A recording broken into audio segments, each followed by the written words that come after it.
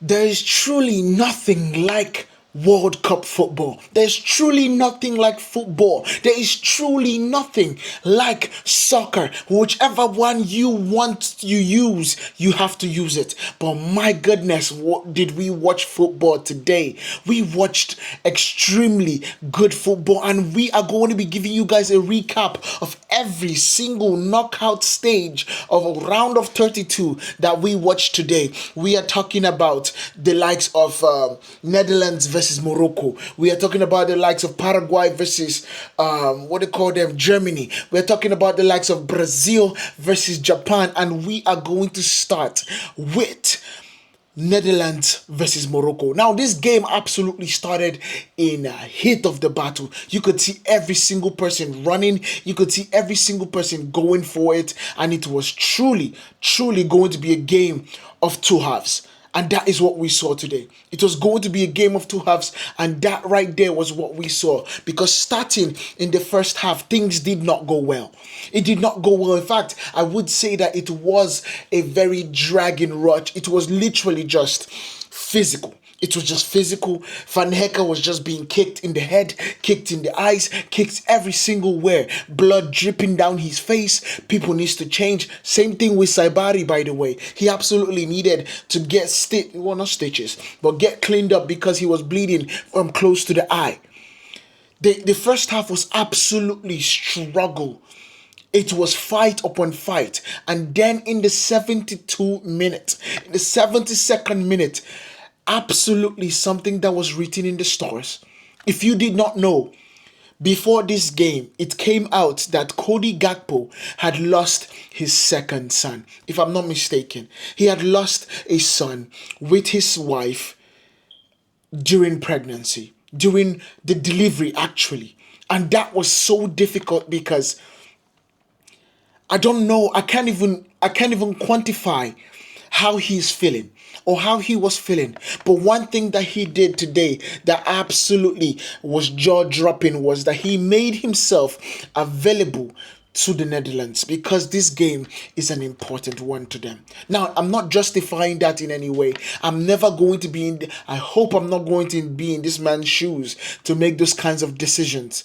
But my goodness, what a decision that was. Because in that 72nd minute, Cody Gakpo steps up just like as it was written in the stars and scores for the Netherlands, and it was mind-blowing.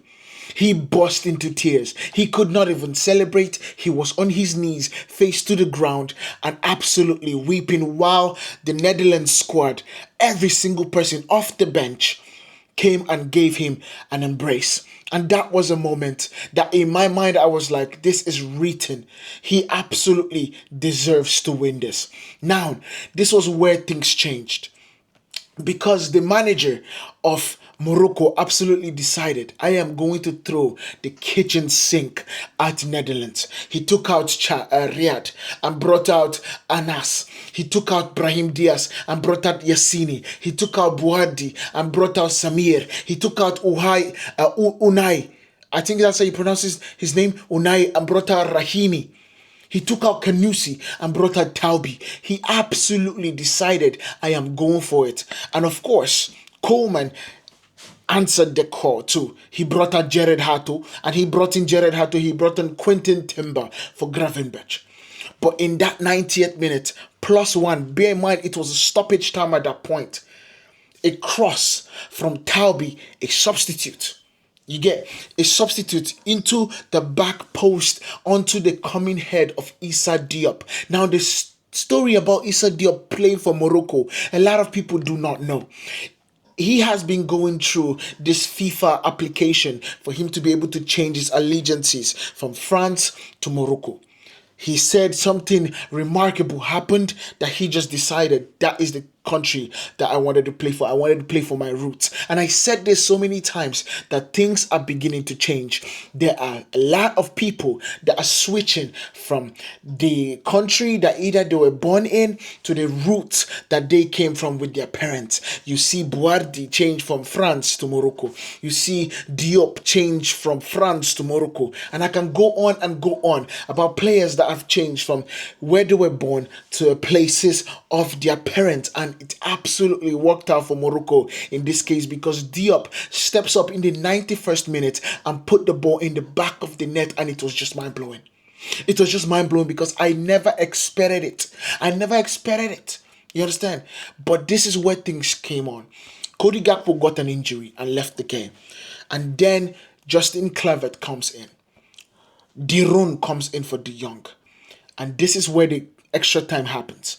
It goes on extra time. It just keeps on going back and forth. It was literally like an NBA game. Chance here, chance there, and chance everywhere. However, it went to the penalty kicks. And I'm telling you, this is the best penalty kicks we have watched in a long time because it was filled with absolutely craziness. It starts with Cup Miners. Team Cup Miners steps up for the Netherlands and put the ball in the back of the net. And if you look at statistics when it comes to penalty kicks, the pressure absolutely then turns to the second guy. It turns. And then Anui steps up for Morocco and misses. And bear in mind, he misses in such a bad way. He hits the post. He hits the post and I'm like, what the heck is going on? And then Justin Kluivert comes in. This is somebody that is automatic when it comes to penalty kicks. He comes in, he steps up, and he misses. Yet again, it's still 1-0. After 3 people have played, it's still 1-0. And then Rahimi steps up. Now, this is the craziest penalty I've seen in a minute. Because he plays the ball. And as he plays the ball, in my mind, I'm like, oh, jeez, it did not go well. Because Van Bruggen of Brighton, I believe, saves the ball. But because he saves the ball hits his back of his foot and goes in the net. And in that kind of situation, it is still the same play and absolutely counts. And that makes it 1-1. Now, Wout Weghorst, the 6'5" striker, steps up and places the ball so well. I'm literally in awe the way he was able to put Tekkers to the ball. Gets it to 2-1, and then you see the Netherlands now have an advantage. But Taubi steps up and gives us what is only comparable to Wout Weghorst penalty. And then I'm like, okay, this game just absolutely have kicked on. But then you see Quentin Timber. Quentin Timber steps up and absolutely shanks it.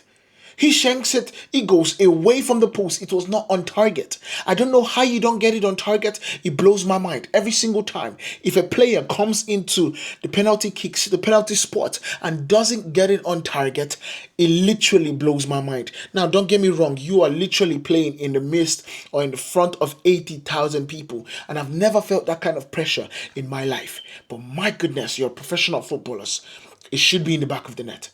And in my mind, I'm thinking, this goes to Morocco now because Afrak Hakimi, the best right back in the world, is stepping up to play for Morocco. And he absolutely misses. He gets the ball saved.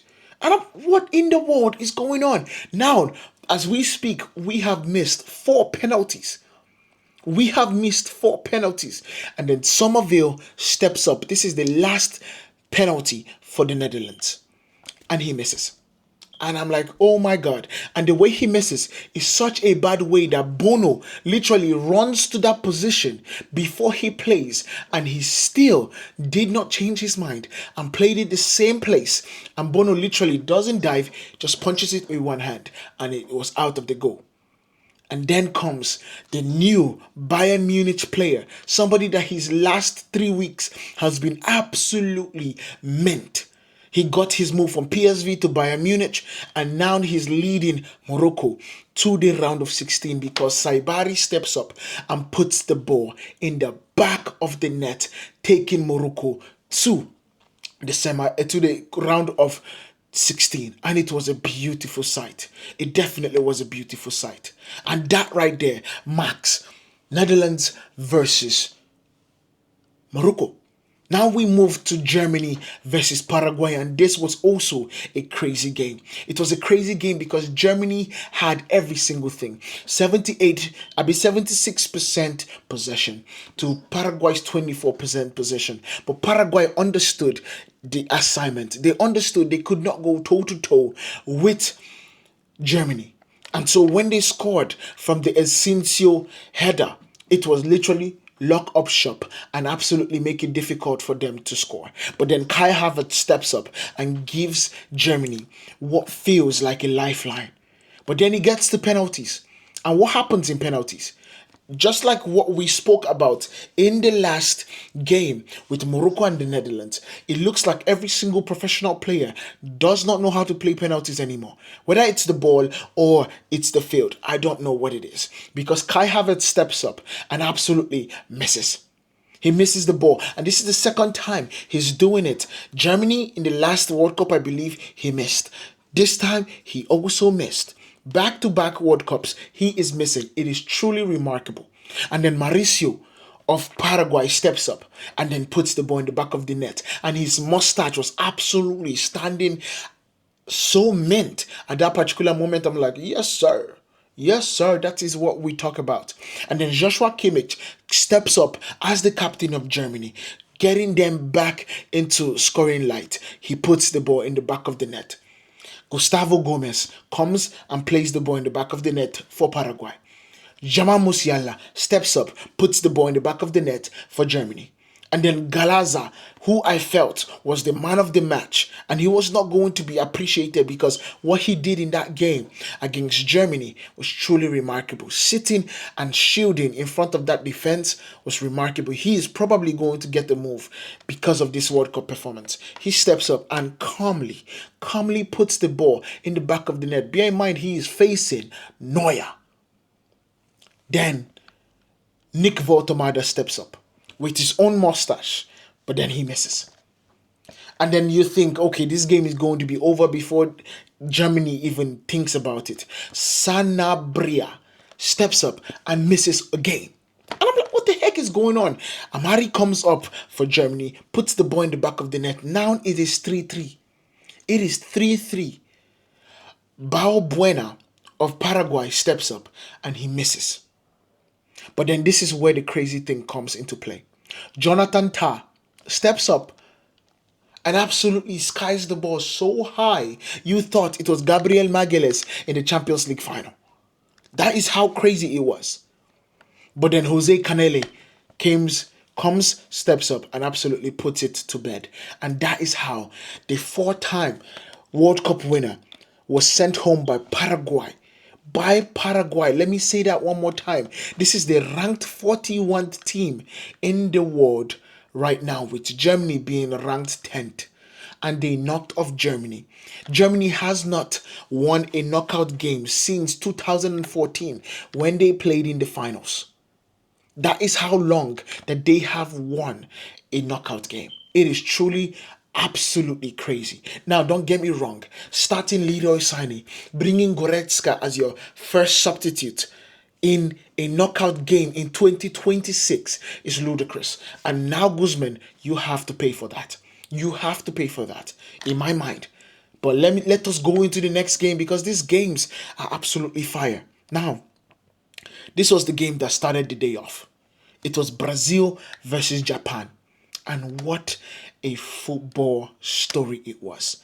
Japan are absolutely a mint football club. Let me tell you something. That country have football as their number one sport in my mind, the way they are looking at it. Because the way they prepare, the way their coach, I think, let me get his name because I need to give him kudos for what he was able to do. Moriyasu, that's his name. Moriyasu. He has been brilliant for Japan. Brilliant. We are talking about 72 wins for Japan. He has drawn 15 games and lost only 19. That is insane numbers. 72 games he has won for Japan and literally lost 19. It is ridiculous what he has been able to turn this team into. Now, I would speak on some players for Japan, so bear with me, guys. Sano, the goal he was able to score, getting the ball from his own 18 box, not from his 18-yard box, but from his own half, running at Brazil, going past Casemiro, getting to the semicircle of the 18-yard box of Brazil, and putting the ball in the side netting where Alisson Becker could not catch it. was brilliant, and it was absolutely magnificent. And then you talk about Tomiyasu. Tomiyasu was every single way. The last time I saw Tomiyasu play football was at Arsenal. And bear in mind, he went to Ajax. So, what we watched today was just remarkable. The entire Japanese team understands how to play football. They are all athletes. And another person that I need to mention, his name is Suzuki. Suzuki was Zion Suzuki, to be honest. Born in the US, plays for Japan. Brilliant goalkeeper. Why Manchester United did not push to get him, I would never know. But Sano scores the goal. And in my mind, I'm like, oh my goodness, it has just gotten really crazy. Sano scores the goal, and it's literally looking like Japan is going to go on to win this game. But that's where they got things wrong. Because Casemiro in the 18-yard box is just as if you put the ball in the box for Cristiano Ronaldo to score. With his head, Casemiro is one of the most lethal players that I have seen in the football pitch, because he puts the ball in the back of the net from a beautiful cross from Gabriel Magalhaes. And then you see things start getting wicked, things start getting crazy. Then this is where the game changed for me. He removed Mateus Cunha, because Mateus Cunha kept on dropping in, and he wasn't as effective in this particular game. And Carlo Ancelotti brought on Gabriel Martinelli, what proved to be the best decision in this situation. And then he goes on to remove Fabinho and remove Casemiro and put on Fabinho. And then you start seeing Brazil take up the game in another shell.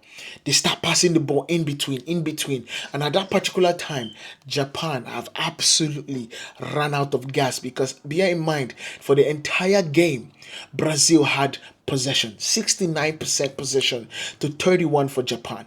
It was a grueling game for these Japanese players, and they kept on running and staying in place. And in the last moment, in the 95th minute, where you saw tired legs, Bruno Guimaraes passes the ball, perfectly timed, perfectly weighted, to Gabriel Martinelli, the substitute. And Gabriel opens his hips up, puts the ball in the back of the net. A shot that Suzuki got his hand on, but not strong enough to kick the ball out of the post. And that is how Brazil wins and qualifies to the round of 16. Let me say this, and I'm literally going to be making a video about this Japanese team. Trust me when I say this. This Japanese team will be winning the World Cup someday, and it's coming soon. Mark my words, because what they have been able to do, Ito, absolutely fire. Kamada, fire. Donan, the captain, fire. Nakamura, fire. Absolutely, they are talented to the T, and every single player from the number 1 to the 25th player on that squad, absolutely ballers. And Mariasu, do not leave this Japanese team. Do not, I beg you, Japan, do not sack Moriyasu, because he has been able to figure something out, and even without superstars, he has been able to make this team absolutely terrifying to play against. Now, this has been the recap of every single knockout game of the 32 that we watched today. Let me know what you guys think about this down in the comment. Make sure you guys hit that like button, hit that follow button, and follow us on all platforms: YouTube, TikTok, Instagram, whatever you think, we are on there. Make sure you hit that follow button, comment down below, and subscribe to the channel. I'll see you guys in the next one. Peace.